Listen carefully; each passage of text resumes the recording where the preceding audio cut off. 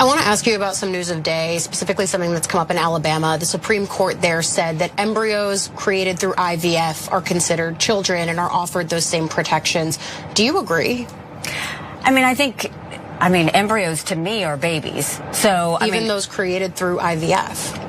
I had artificial insemination. Yeah. That's how I had my son. So when you look at, one thing is to have, to save sperm or to save eggs. But when you talk about an embryo, you are talking about, to me, that's a life. And so I do see where that's coming from when they talk about that.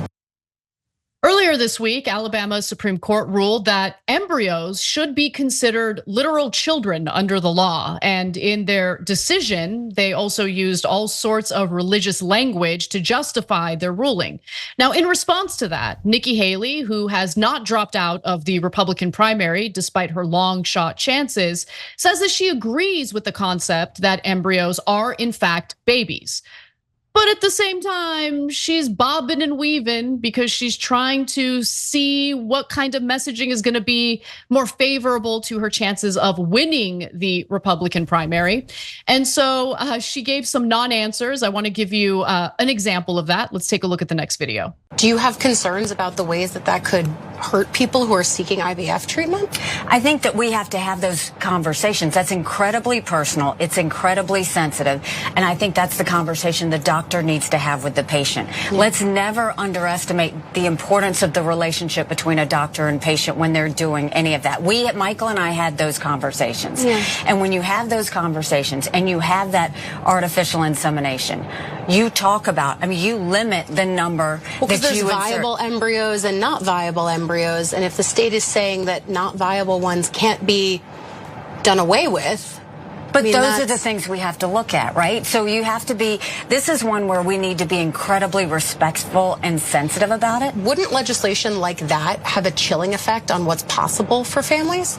I haven't seen any legislation yet. Well, the kind that they're pushing in Alabama says that frozen embryos are protected as lives, unborn lives. I would want to look at it and see what they're talking about, those that were viable versus those that are not, how they're treating that, how they're talking about that language. Those are all sensitive subjects where the details matter. It's interesting because she's on one hand conceding that this is a sensitive, intimate, personal topic and a decision that couples should make with their doctor. Remember, right now we're talking about embryos and we're talking about in vitro fertilization. That's what we're talking about. And she was specifically asked about Alabama's Supreme Court ruling treating embryos as literal babies. So she starts off by saying, I consider embryos babies, okay. And then she does the bobbing and weaving where she's like, but it's like a really personal thing. It's very intimate. Now, she got backlash for seemingly suggesting that she agreed with Alabama's decision. And later that same day, she went on CNN to try to clarify what she meant. What she actually did was just provide more BS platitudes that don't really mean anything. So you can judge for yourselves. Let's take a look. Well, first of all, I didn't say that I agreed with the Alabama ruling. What the question that I was asked is, do I believe an embryo is a baby? I do think that if you look in the definition, an embryo is considered an unborn baby. And so, yes, I believe from my stance that is. The difference is, and this is what I say about abortion as well, we need to treat these issues with the utmost respect. This case was based on and should be based on the rights of those parents for their embryos and to make sure that they have the responsibility with the doctors on how those are handled. Nothing more than that. We might have millions of people watching this show, but you can be the difference maker because we just need 1% of our audience to be paid members, and then this show can be around forever. So you can make that difference. Click join now. Utmost respect. So should they pass a bill saying that this is a sensitive, intimate issue that should be treated with utmost respect? We're trying to have a conversation about policy and specifically in this case, what's happening in the state of Alabama. But I'm gonna tell you guys why I think she's bobbing and weaving, why she's having so much difficulty keeping her messaging straight here. Kellyanne Conway has been warning the Republican Party about something. Let's go to this graphic and you'll see what I mean. So Kellyanne Conway has warned Republicans away from bans or limits on in vitro fertilization, and in fact, advised them to forcefully support such treatments. During a Capitol Hill briefing in December, Conway shared polling that found that an overwhelming number of voters, a whopping 86%, support IVF, even those who consider themselves pro-life and evangelicals, 78 to 83% respectively. So look, this is not a popular political issue where the far right is on this issue is not popular. IVF clinics are now halting any operations because they're worried about being prosecuted following the state Supreme Court ruling. And so Nikki Haley is trying to have her cake and eat it too. She's trying to appeal to that far right wing of the Republican electorate while also keeping the more I don't even want to say moderate, like the majority of Republicans, I guess, happy by saying that she doesn't want to do away with someone's right or a couple's right to get that kind of treatment so they can have a baby. It's just really funny watching her inartfully tackle this issue. But I'm curious if you have the same, perception of this, Cenk. Yes, and I'll add some detail to it. First, on this idea that we have to be respectful on this issue of other people's opinions. No, I don't agree at all. And here's why I say that. I'm respectful of anyone's position if they say, hey, in my opinion, my embryos are little babies and I'm going to treat them as babies. Maybe I'll put a cute little hat on them. We get some muffin. Are you hungry? Like, is that I know, what's right? going on? Mittens, I meant mittens. Bernie Sanders like mittens for the cute little petri dish babies or whatever. Okay, I'm making fun, but in all seriousness, if you want to treat this as human beings, have at it, Hoss. It's a free country, right? So I'm respectful of your views in that way. But if you say you have to be respectful of my views by changing the law so that we totally don't listen to your views, no, I'm not gonna be respectful of you taking away our rights to respect your dumbass views. Sorry, no, not even close. I don't have to respect you trying to enforce what I consider your lack of morality onto me. I want you to be evil. I demand that you have to respect my demand for you to be evil. No, I don't have to respect that at all. And so it's a misnomer to begin with. She wants to, if you will, split the baby when there's no baby splitting to be had. You saw the numbers. Even 80% of evangelicals are like, no, yeah, we want our IVF.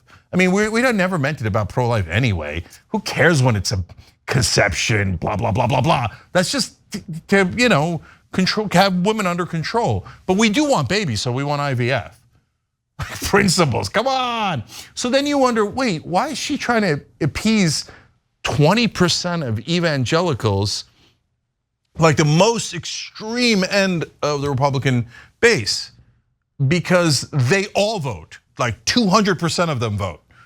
So, yeah. And they control Republican primaries. It's this tiny, incredibly radical end of the political spectrum that has so much control because they all vote. Whereas on the left, you can't get people to vote for progressives in primaries to take control of the party. Now, sacrilege, heretic, don't you dare. We all bow our heads to the leader. No, you schmucks, look at how they took over the party, even though they're a tiny, tiny fraction of the country, because they all vote and then insist on their way. So she's trying to thread a needle that is not threadable here. So she wants to get rich Democrats to vote for her, okay? And even Charles Barkley, who is a rich Democrat to Republican, depending on the year, said to her, hey, listen, I'm desperate to vote for you. But you said that the country has never been racist, and I can't abide by it, it's too much. So, and then Nikki Haley goes, oh, I didn't mean that. I mean, there is racism, but we shouldn't focus on it, blah, blah, blah. So why did she say it in the first place, and why is she walking it back? Because she wants all the rich people, Democrat or Republican, to vote for her, and she doesn't want to wig them out by saying super extreme things. On the other hand, she doesn't want to turn away the most core base of the Republican Party, who wants you to say there's never been any racism and petri dishes are human beings. So that's why she constantly is saying something, walking it back, saying something, walking it back. You'll see it 10 more times in the next 2 weeks. Watch. And while Nikki Haley, as a woman, is more concerned with the politics of this and how it's going to impact her political career, there are real consequences on the ground in Alabama, because now the University of Alabama at Birmingham has announced that they are pausing in vitro fertilization services in fear of criminal prosecution. Obviously, this follows the state's Supreme Court decision ruling that embryos are the same as children. Hannah Eccles, who is a spokesperson for the university, said the following: "We are saddened that this will impact our patients' attempt to have a baby through IVF, but we must evaluate the potential that our patients and our physicians could be prosecuted criminally or face punitive damages for following the standard of care for IVF treatments." And 2 other fertility clinics since that announcement have also announced that they are pausing IVF treatments for patients in Alabama. Jasmine York, who is a 34-year-old woman living in Alabama, actually turned to IVF to get pregnant after she had multiple ectopic pregnancies, which left her with no fallopian tubes. And so her dream is to have kids. She desperately, this is the thing that's so crazy about the people who are against reproductive rights. Like, for people who desperately want to have children but need to turn to, advanced technology and IVF to do it, no. For people who are, in their first trimester and they really don't want to have the baby, right? They don't want to bring that pregnancy to term, no. It's just so incredibly restrictive and it doesn't make any sense. But going back to Jasmine York, she told CBS, "I'm angry, I'm sad, I'm a whole slew of things. It's completely just derailed a lot of hope. There's no other way we want to grow our family. It would mean the world to everyone around me." Like, she really, really wants to have kids. And now, since she lives in Alabama, one of the options in getting pregnant has been taken away from her. Yeah, so look, you can tell how absurd this law is if you just take out extreme Christian fundamentalist law and put an extreme Muslim fundamentalist law. So in this case, the extreme Christians say, no, anything in a petri dish, spittle, whatever. If some guy, pleasured himself and put it in a petri dish, life. No, and you all have to follow my morals. They don't. But Cenk, be clear, they don't consider that life, right? They don't consider sperm human life. Yeah. Specifically, the second sperm enters the egg, the second it's an embryo. That's it. No, I know, because then if you considered sperm life, then you would have to regulate guys, and you're never, ever going to do that, okay? You can't be spilling that seed. No, and by the way, that's also in the Bible. How come they ignore that? That's called onanism, and it is deeply immoral. How come we're not regulating it? Oh, because men are in charge. Obviously, especially among Christian fundamentalists. So now Muslim fundamentalists say you're not allowed to draw any human being, let alone the Prophet Muhammad. So imagine if they said, not only are we going to follow that law, but we want Alabama to pass a law saying that no one in this state is allowed to draw a person. Everybody would say, what are you, nuts? Why do we have to follow your religion? You don't draw Muhammad, you don't draw human beings, but we can. Why do we have to live by your religion? Everyone in Alabama would say that, 100 out of 100 people. But when a Christian says it, no, you have to follow my insane interpretation of my religion. Everybody's like, yeah, okay, let's do that. Yeah, that makes sense. No, it doesn't. It doesn't make sense under either circumstance. Finally, and unsurprisingly, Nikki Haley isn't the only Republican dodging questions about this case. Tim Scott suddenly thinks he can't weigh in on reproductive issues, and he cites a fascinating reason why. The Alabama Supreme Court ruled that embryos are children. That's raised questions over whether in vitro fertilization can move forward. Is that a stance that you agree with? Well, I haven't studied the issue, so I'm gonna let Nikki Haley continue to go back and forth on that issue. But Senator Trump. Oh, seems like it's a bit of a political hot potato now, isn't it? Because if I recall correctly, Republicans had no problem weighing in on the issue of reproductive rights and doing so with such authority, as if they are medical professionals who know everything about the procedure, everything about reproductive rights, and know the difference between right and wrong.